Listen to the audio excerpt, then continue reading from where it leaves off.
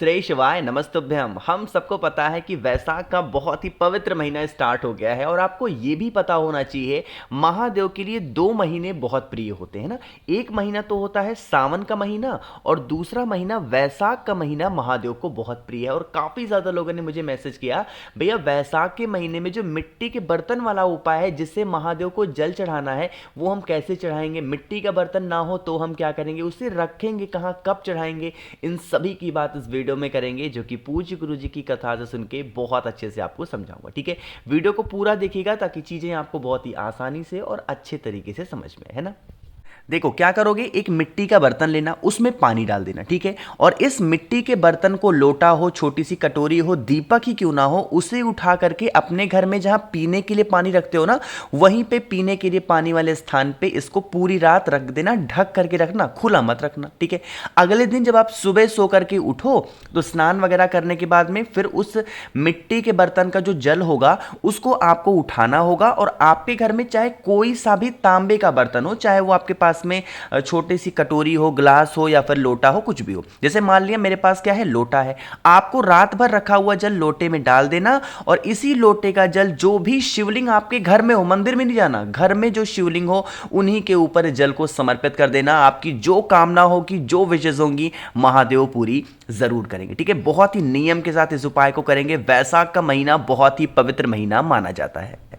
देखा ना कि कैसे करना है। एक छोटी सी बात आपको और बता दूं, यहीं पे काफ़ी ज़्यादा लोग कहेंगे भैया ये जो हमें मिट्टी का बर्तन लेना है, हमारे घर में पुराना रखा हुआ है, क्या हम उसका इस्तेमाल कर सकते हैं? तो इसका जवाब है बिल्कुल हाँ, आप पुराना मिट्टी का कोई सा भी बर्तन इस्तेमाल कर सकते हैं, कोई दिक्कत नहीं है। दूसरी बात ये आती है, क्या भैया वैसाख के महीने में रोज ये काम करना है? तो इसका जवाब है नहीं, आपको रोज करने की ज़रूरत नहीं है। आपको जब भी मौका मिलता है, हफ्ते में 2 दिन 3 दिन, सोमवार को तो ज़रूर से ज़रूर ही करना है, लेकिन बाकी दिनों में आपकी जो भी इच्छा हो, जिस किसी भी दिन भी करना हो, आप इस उपाय को कर सकते हैं। पहले दिन तो करना है, बाकी सोमवार के दिन तो करना ही करना है। बात आ रही क्या समझ में? तो यहां पे हम लोगों ने मिट्टी वाले बर्तन की तो बात कर ली है। आगे बढ़ते हैं महादेव के पवित्र महीने वैसाख के महीने के अपने दूसरे उपाय की तरफ। इस उपाय को समझिएगा, ये उपाय मैं पहले वैसाख के महीने में समझा चुका हूं, फिर से आपको रिपीट कर रहा हूं, है ना।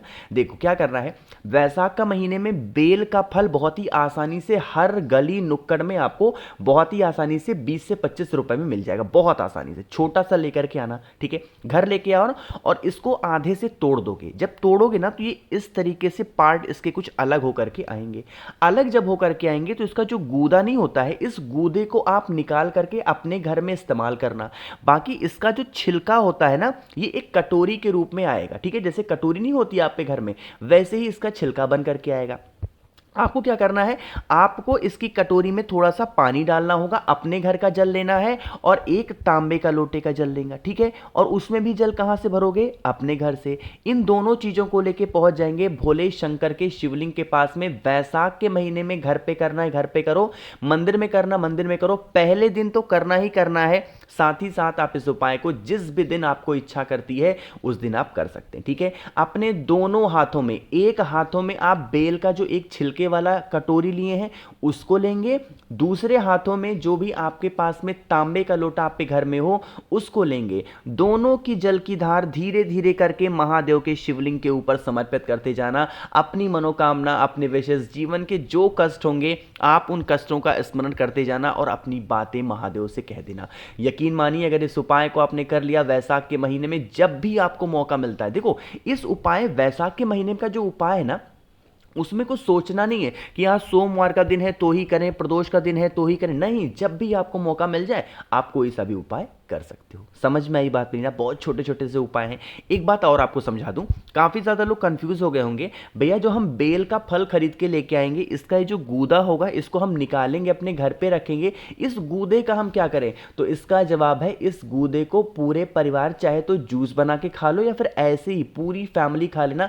वैसाख के महीने में बेल का फल खाने से आपकी पेट से जुड़ी हुई सारी समस्याएं खत्म हो जाती हैं। इसलिए आप ये मत सोचा करो कि बेल का फल है, महादेव को प्रिय है, हम खाएं कैसे, नहीं, खाने के लिए ही बने हैं, महादेव को भी प्रिय है और हम सबको प्रिय है, तो आपको खाना जरूर चाहिए वैसाख के महीने में बेल का गूदा। बात आ रही क्या समझ में? चलो तो यहाँ पे हम लोगों ने 2 उपाय की बात कर ली है। आगे बढ़ते हैं। अब इसी वैशाख के महीने में हम लोग करने वाले अपने तीसरे उपाय की तरफ। तीसरा उपाय बहुत स्पेशल, बहुत प्यारा है, जो कि आप सबको वैशाख के महीने में करना है। और इसके फायदे आपको बताऊं तो वो हैं कि अगर आप पे घर में बहुत ज़्यादा लड़ाई झगड़े हो रहे हैं, क्लेश बहुत हो रहे हैं और आपकी पूरी फैमिली परेशान है उस चीज़ों से, तो आप इस उपाय को ज़रूर करेंगे। लेकिन उससे पहले एक छोटा सा काम ज़रूर करना होगा, वो है वीडियो को जल्दी से कर दीजिए लाइक।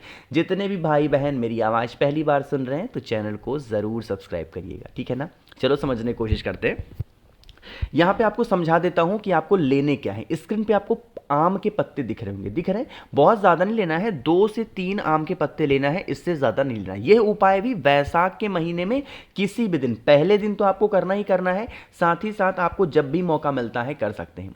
फिर से आपको लेना होगा इस तरीके से मिट्टी का बर्तन। अब इस उपाय में ज़रूरी नहीं है कि मिट्टी का ही बर्तन लो, बट कोशिश करेंगे मिट्टी का बर्तन मिल जाए तो मिट्टी का बर्तन लेंगे, वरना आपके घर में तांबे का लोटा हो तो वो भी इस्तेमाल कर सकते हैं। इसके अंदर जल भरोगे, ठीक है। इसी जल के अंदर आपको थोड़ा सा गंगा जल डालना है, ठीक है। और इसी जल के अंदर जो भी आपने आम के 2 से 3 पत्तों को ले रखा है, उन 2 से 3 पत्तों को भी डाल देना है ना। डालने के बाद में आप इसको उठाएंगे आपके घर में, या फिर आप चाहें तो महादेव के मंदिर में भी जाएंगे और पूरा का पूरा जल भोले शंकर के शिवलिंग के ऊपर श्री शिवाय नमस्तुभ्यम या फिर कुंदकेश्वर महादेव के नाम से समर्पित करेंगे। जब आप जल को समर्पित करोगे तो जो आम का पत्ता होगा यहीं कहीं पे आकर के गिरेगा। अरे गिरेगा ना, तो जो जल होगा वो भी बहता हुआ जलाधारी से गिरेगा। आपको क्या करना है, सबसे पहले तो इस जल को यहां से रोक लेना है, इकट्ठा कर लेना है, और उसके बाद में जो ये आम के पत्ते यहाँ पे 2 से 3 आपने चढ़ाए थे उनको भी उठा लेना। जो जल आपने शिवलिंग के पास से रोका है उसी के अंदर 2 से 3 आम के पत्तों को फिर से डालेंगे, और इसी वैशाख के महीने में आपके घर में जितने भी कमरे हों उन सभी कमरों में ले जाकर के उस जल का छिड़काव कुंदकेश्वर महादेव के नाम से उसी आम के पत्तों के साथ में कर देना। इससे क्या होगा, जिस भी कारण से आपके घर में निगेटिव एनर्जी प्रवेश कर चुकी है और वो आपके घर से बाहर नहीं जा रही है तो वो दूर जाएगी। अगर आपके घर में लड़ाई झगड़े क्लेश बहुत ज़्यादा होते हैं तो वो दूर जाएंगे, और बीमारी अगर आपके घर में बहुत रहती है तो वो भी आपके घर से बाहर ज़रूर जाएगी, ठीक है। करना सभी को इस उपाय को, बहुत ही छोटा सा आसान सा ये उपाय था, है ना। देखो 3 उपाय की हमने बात कर ली है। आगे बढ़ते हैं इसी वैशाख के महीने के हम लोग अपने चौथे उपाय की तरफ। और ये चौथा उपाय भी बहुत प्यारा है, बहुत स्पेशल है, क्योंकि इस उपाय को भी सिर्फ और सिर्फ वैशाख के महीने में किया जाता है ना। देखो वैशाख के महीने में 2-3 चीज़ें बहुत ज़्यादा फेमस होती हैं। पहला तो मैंने आपको बता ही दिया, जो मिट्टी के जल वाला है। दूसरा जो बेल वाला है वो भी बता दिया। जो तीसरा सबसे फेमस होता है वो है सत्तू, ठीक है। सत्तू चाहे चने की सत्तू हो चाहे जौ का सत्तू हो, आप मार्केट जाना, उनसे कहना भैया हमें मिक्स सत्तू दे दो। थोड़ा सा मिक्स सत्तू खरीद के अपने घर में वैशाख के महीने में रख देना, है ना। जो भी इंसान या फिर जो भी मेहमान आपके घर में वैशाख के महीने में आता है उन्हें सत्तू ज़रूर खिलाना चाहिए। इससे हमारे घर में पॉजिटिव एनर्जी बनी रहती है और उस इंसान की सेहत भी ठीक रहती है। जो भी घर में आपके मेहमान आता है, अतिथि आते हैं, उन्हें आपको सत्तू ज़रूर खिलाना पिलाना चाहिए, ठीक है। पहला तो ये। दूसरा उपाय की भी बात करते हैं। अगर इस उपाय को आपने किया तो कभी भी आपके घर में अन्न की कमी नहीं होगी, हमेशा आपका भोज भंडार भरा रहेगा। उसके लिए सत्तू लेना, ठीक। सत्तू को क्या करोगे, लेके चले जाना भोले शंकर के शिवलिंग के पास में। पूरे वैशाख के महीने में जब कभी भी जिस भी टाइम आपको मौका मिल जाए आप इस उपाय को कर सकते हैं। सबसे पहले थोड़ा सा सत्तू भोले शंकर के शिवलिंग के ऊपर आप चढ़ा देना, ठीक है। सत्तू चढ़ाने के बाद में उनसे यह कामना करेंगे कि हमारा घर हमेशा भंडार से भरा रहे, कभी भी खाने पीने की कमी हमारे घर में ना हो। इस तरीके से कामना करते हुए कुंदकेश्वर महादेव के नाम से उसी सत्तू के ऊपर 1 लोटा जल समर्पित करना।